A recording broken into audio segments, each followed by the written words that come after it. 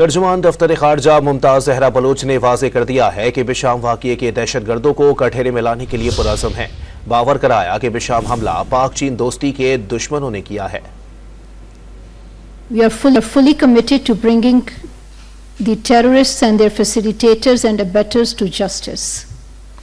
Such despicable acts further strengthen Pakistan's resolve in combating terrorism in all its forms and manifestations. Pakistan and China are close friends and iron brothers. We have no doubt that the Besham terror attack was orchestrated by the enemies of Pakistan-China friendship. Together, we will resolutely act against all such acts and forces and defeat them.